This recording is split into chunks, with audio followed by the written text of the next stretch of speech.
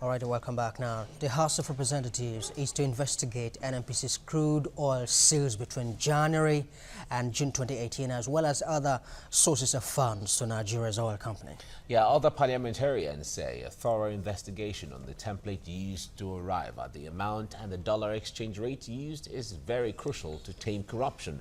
The resolution is on the strength of a motion on the need to investigate NNPC's alleged under-remittances to the Federation account, sponsored by Nicholas Osai from Delta State. The committee's report its findings in 2 weeks for further legislative action. Now in the studio with us is Sheson Kwade, a chartered accountant and also a policy analyst. Thank you very much indeed for coming. Nice to have you join us. Make sense of all of this. Good morning. Yes, good morning.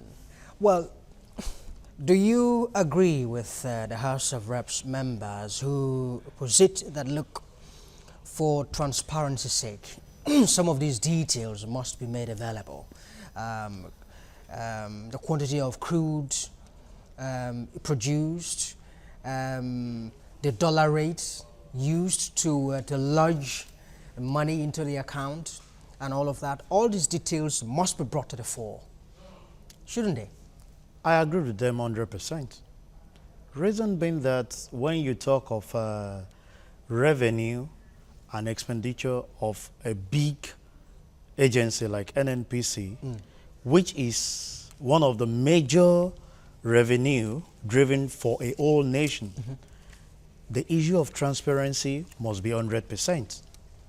The template, like the House of Reps has actually requested for, at which some of these transactions are being done, must be open to all. Yeah. Because a situation where we have failure from your major source of income, then the whole nation will be crumbled. We all realize that the majority of the states cannot even generate revenue on their own. They rely on the federal government, and federal government relies solely on oil. So if you don't tidy up your source of income, you can make it even as an individual person. You have different streams of income, 2 or 3, but there is a major one. If you don't concentrate on it to tidy it up, definitely failure has started. So the House of Rep coming in, for me, is something that should have happened a long while ago. We should have transparency with some of these agencies in some of their computations. The dollar exchange rate, the amount of crude oil, on daily basis, what they do. We need it even to the tail end of every individual. So asking for them to scrutinize or check the template at which they are reporting. At the last meeting that was held by the state, and they had to disagree.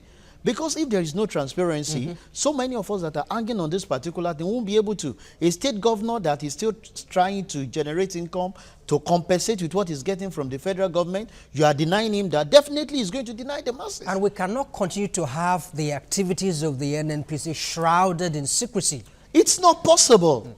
It's not possible. Because the main source of income from Nigeria must be exposed to all. Everybody must know the nitty-gritty of what is going on there. So the House of Rep calling that they want to scrutinize the template, because you see those templates are written by people. The models are written by people. It's simple. If I collect 10 naira today, I remit 10 naira. What is the basis of arriving at that 10 naira? We need to know. It's X plus Y minus B. Arrive at this. If I'm comfortable with it, there won't be any reason of somebody saying you are under remitting or you are over. I've never heard them saying that they have over remitted the fund. It's always under remitting. So the people that are actually clamoring that is being being remitted have understanding of what is going on. You know, in fact, in the cases where you have over remittances, if at all that exists, was when you have the issue of excess crude account. Yeah. When there's so much money to even think about saving. But let's bring it up this other way. This is not the first time the National Assembly is intending to look into what NNPC is doing in all of that. There has been the issue of, cornering some committee members, inducing them one way or the other so that the issue doesn't see the light of day. But let us also have it at the back of our minds that the president is technically the minister of petroleum, and he should know how these things are going.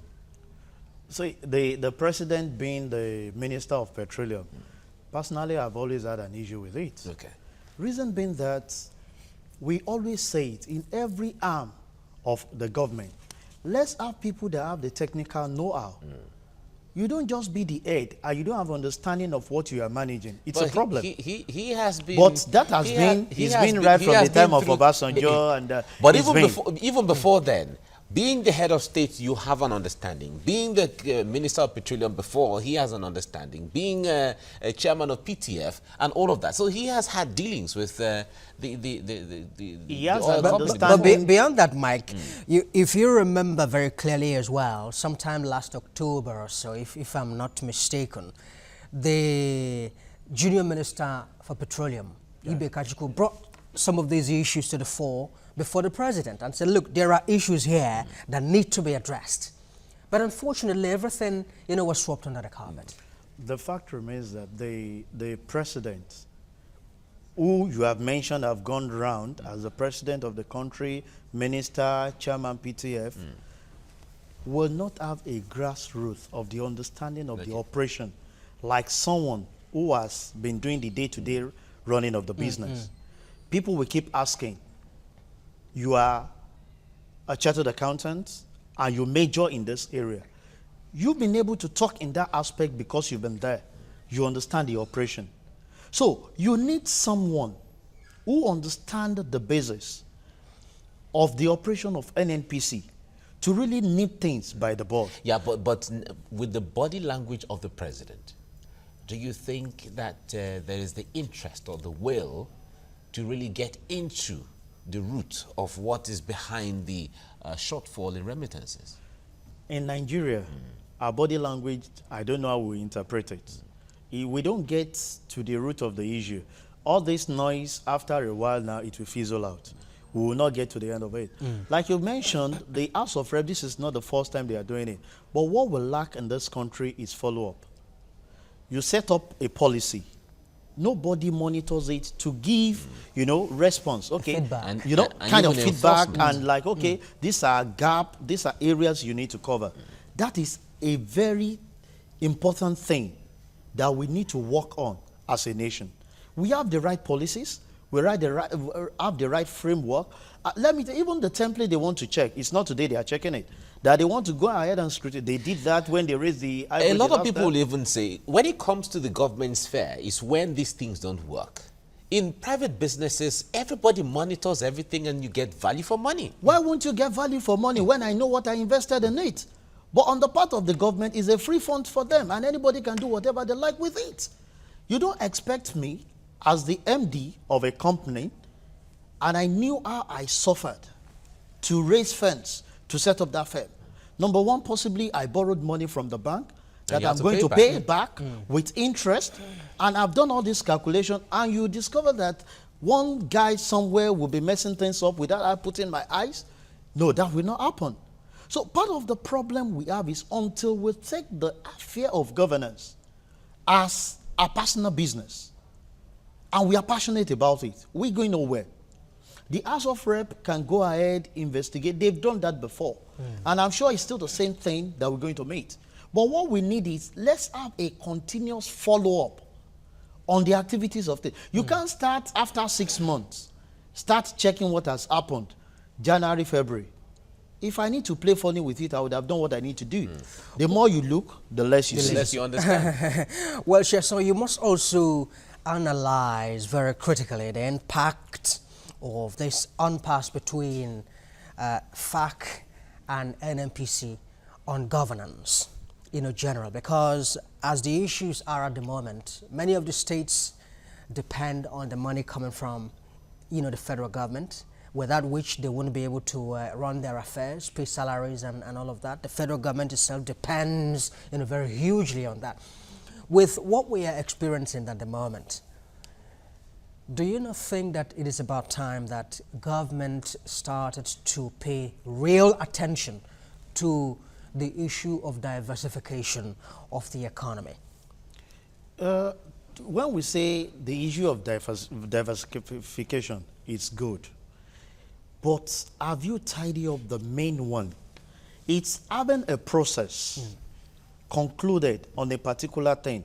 then you can roll that over on every other aspect that will be coming up. If your major stream of income, this is just one we're talking of. There are other areas of income that is not known to majority of the people where government are making. We are into agri, we are into other area that we generate income from. But nobody is looking in that area. We are facing NNPC. But the issue we are stating here is that let's get the right template of having accurate remittance as at when due, knowing fully well that this is what every other, and you just replicate that. I do tell people, for some of us that work as a chartered accountant, we work with some of these packages. Take, for example, an Excel.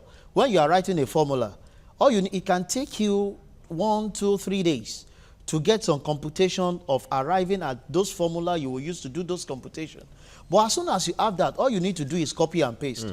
So once it works for you on the aspect of the major your source of your income, for other aspects that are not major, it will be a walkover. It will be a see-through. So if we understand the implication of what is going on now, let me tell you, so many masses, we are just crying foul, the government is not doing anything, it's not doing this.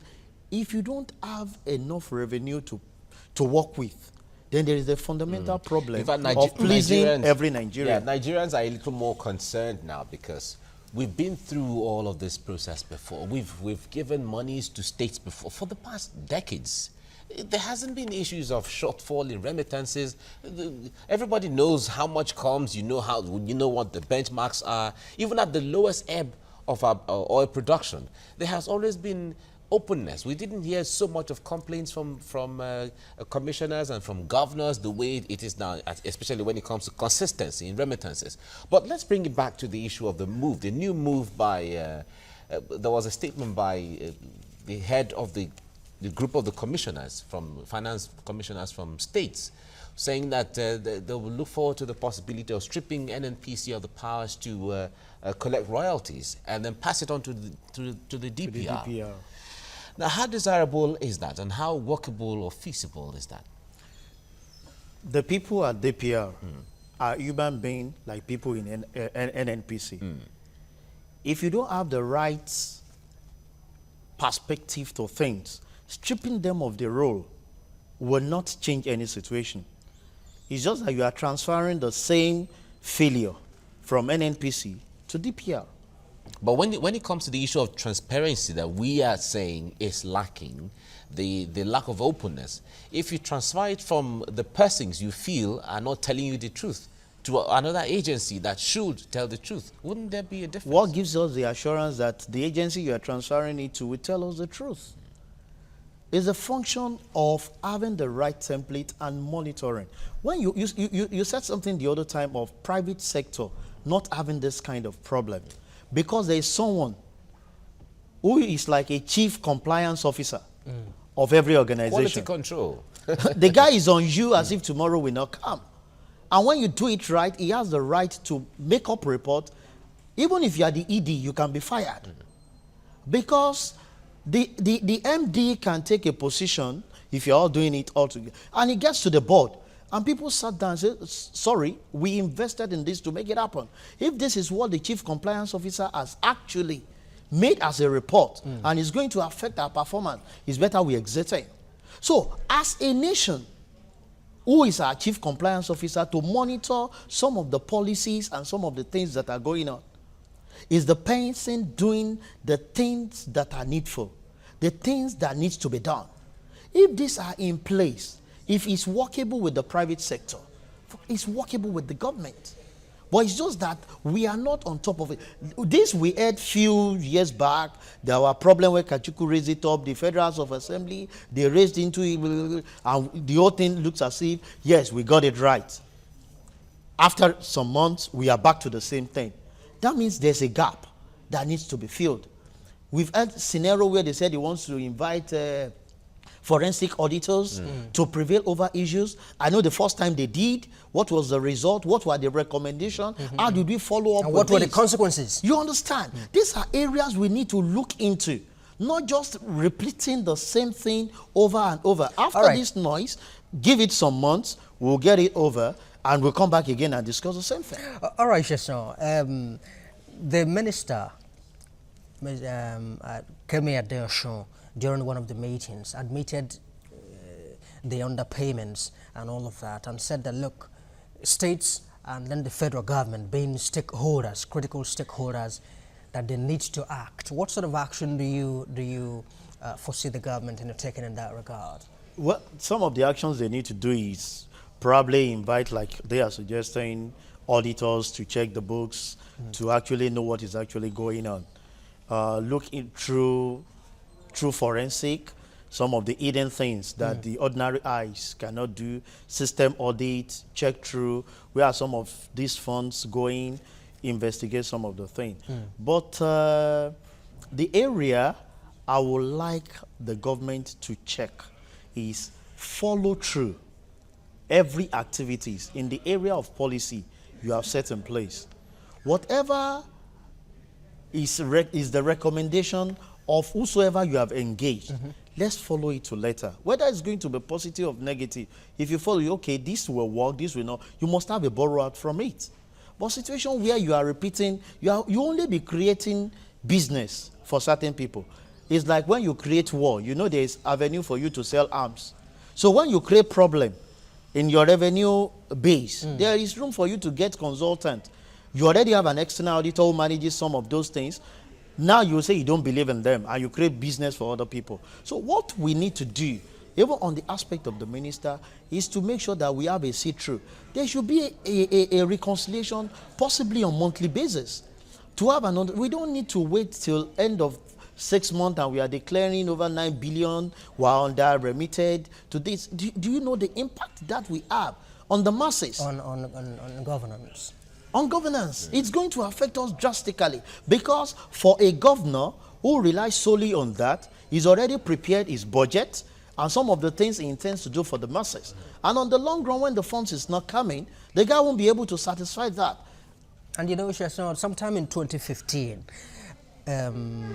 Kaduna State Governor El Rufai, during one of the Shoinka lectures, submitted that, look, with the way that NNPC is going, the activities and all of that, because so many cases of underhand dealings and so on and so forth, the government is shortchanged. And look, it's about time that we did away with, the NNPC.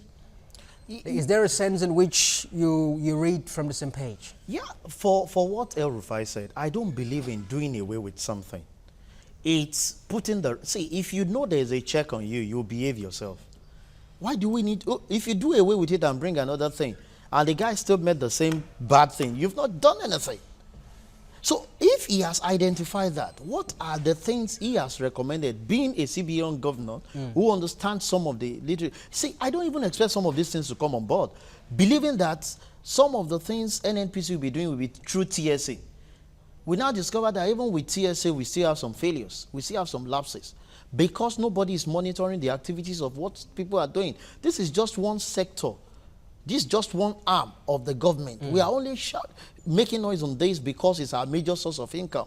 What are the other things that are going on the ground that are even more complex than what we are facing?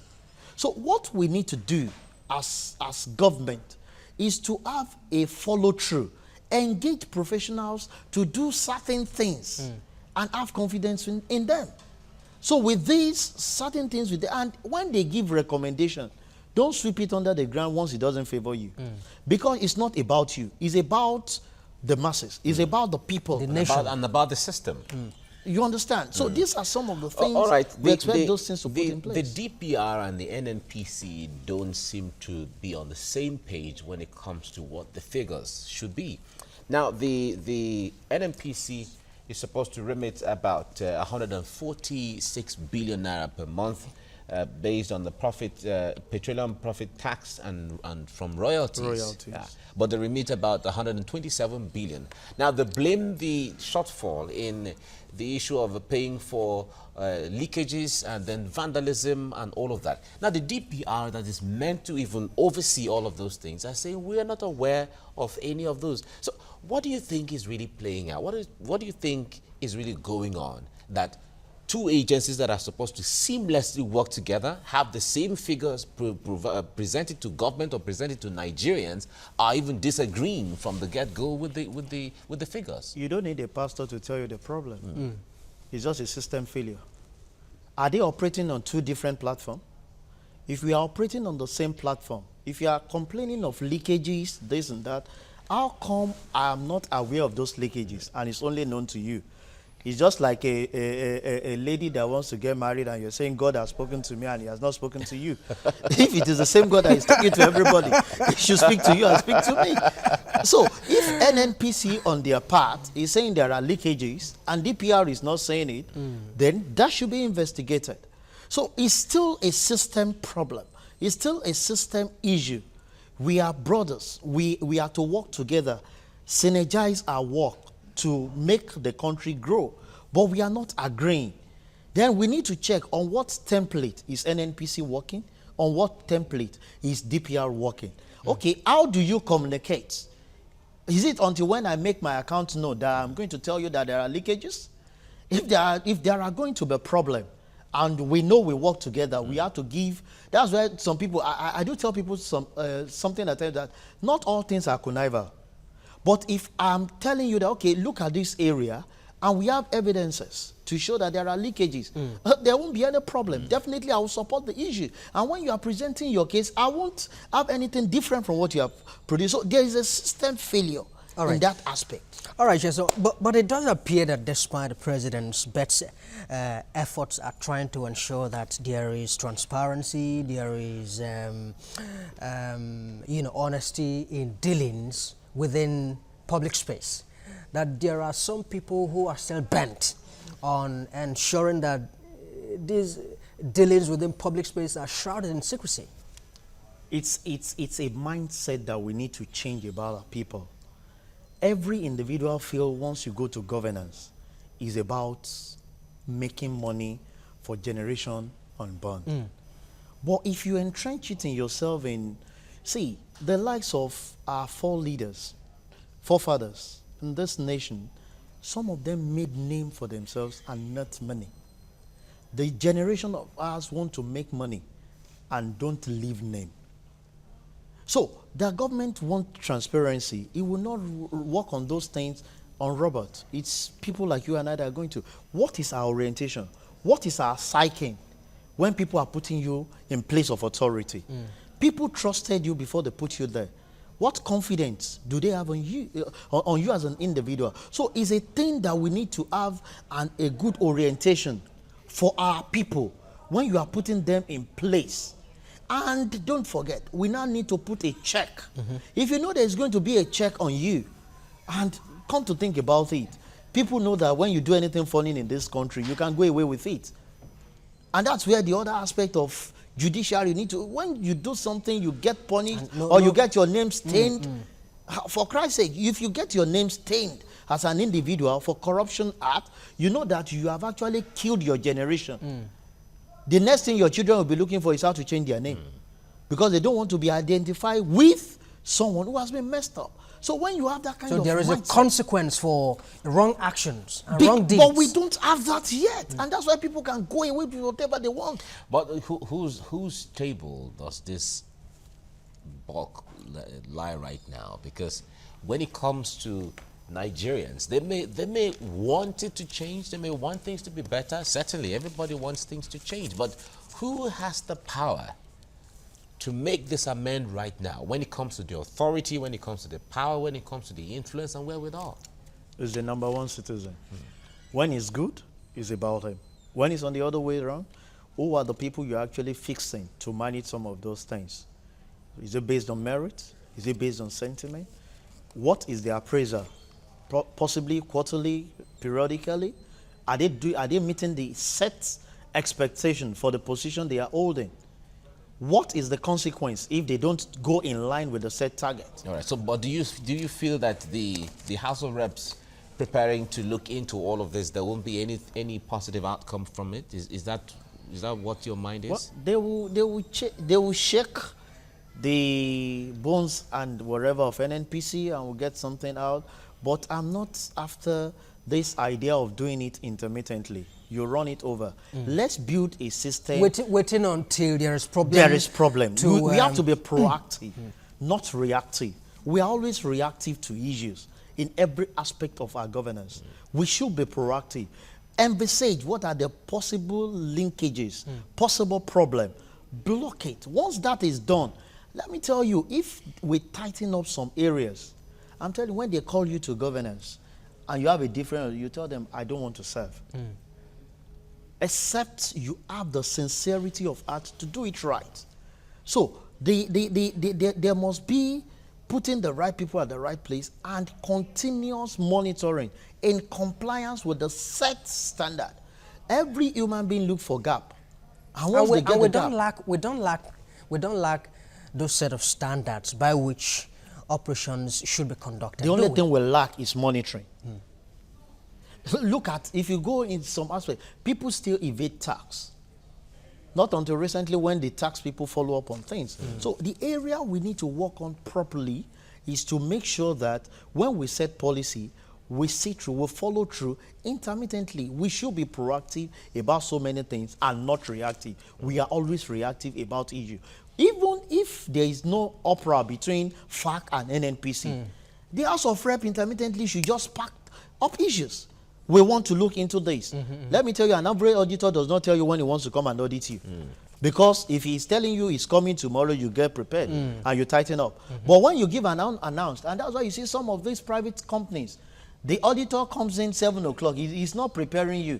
In fact, he's there before you get there. I was an auditor myself, and so that's what we. That's the way you behave. You know, that's our field. They don't alert you, because once they alert you, you put all your dot on your I and you cross your T. But the guy is just coming 7 o'clock and say, "So we are not expecting you. I don't need to announce to you before I come." Don't need to expect that's a proactive way of working. Possibly last night the guy did not close his till, and an auditor is coming in to check you the next morning. You fired yourself. So we should be proactive in our action to things and not reactive. We have to leave it here now. Shison Okunade, a chartered accountant and policy analyst. Thank you very much for coming on the program. Thank you very much. Thank you so much. Thank you. Right.